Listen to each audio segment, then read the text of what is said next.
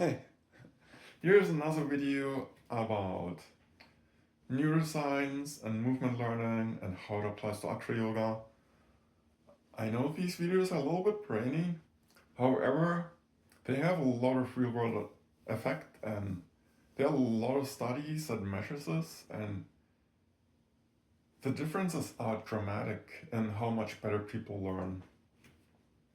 So I want to talk a little bit about how the motor cortex learns movement. So remember, we have a prefrontal cortex at the front of our brain. That's our conscious thought. If you're listening to me, thinking about the meaning of my words, you're using your prefrontal cortex. It's also the executive function. It can override the other parts of the brain. You have a motor cortex, kind of in the middle of your head. That's really good at movement. A lot of the challenges of learning comes between how the two interact. There's this term cognitive interference. It's when your logical mind overrides the motor cortex and doesn't let it do its job the best it knows. Here's how the motor cortex works, right? Our motor cortex has movement plans. A movement plan is a whole body plan. It's like a movement plan for walking, a movement plan for sitting. And these movement plans usually take many years to develop. Think back, maybe you probably don't remember, maybe you do. How many years it took you to like walk well, right? From your first awkward steps to, when you're model ready on the runway. So movement plans are for your whole body, every little muscle, and they take a long time to build. So usually when you want to do a movement, like imagine there's a shelf, a cookie jar, I want to reach for it, and the shelf is higher and I've reached higher. See how my whole body moved? So your motor cortex comes up with a movement plan, like, here's a grand idea for how I'm going to coordinate all these like 200 muscles. Then your motor cortex sends it through the nerves out to the muscles. The muscles execute it. And then you have sensory muscles that kind of send you feedback back to tell the motor cortex how it went. And then based on how it went, the motor cortex like reformulates a plan for next time.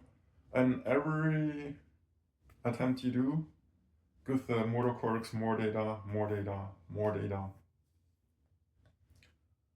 And so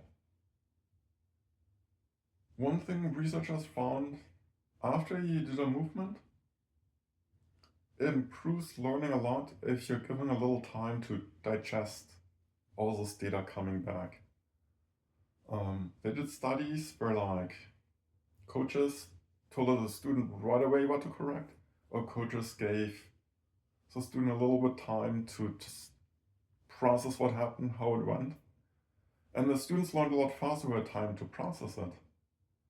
Now in a lot of Acroyoga groups,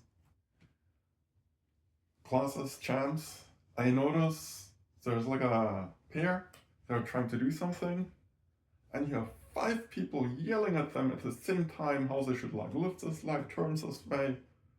First, it's really hard to even know what 5 people are talking about at the same time. Second, we've learned in a previous video, all this direct instruction goes to our prefrontal cortex, which inhibits motor cortex. I know it's being helpful, and you think if you see them not moving the arm, you tell them to move the arm, and they'll move the arm, and it'll all work, but it's just not how movement learning works. And so it's like really good to just don't overwhelm people. Let them do it. Give them a little time to integrate. Also, you can do it with yourself. I notice sometimes people will attempt a move, and then immediately they're like, what did I do wrong? What do I have to change? And this is like the prefrontal brain, like already like meddling with things, and it's not giving the motor cortex time to learn. I find a lot of things in Acroyoga aren't like big logical things to get.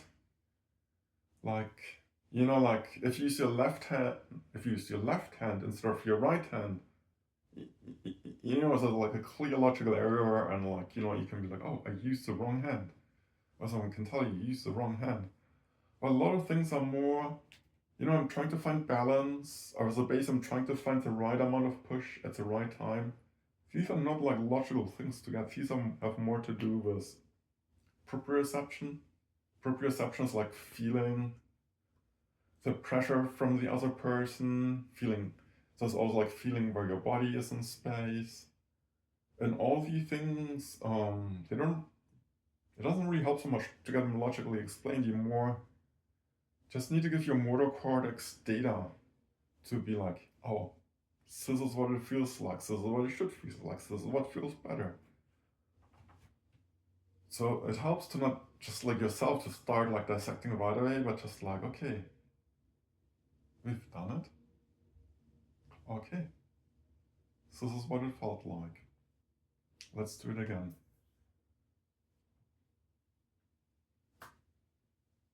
Yeah.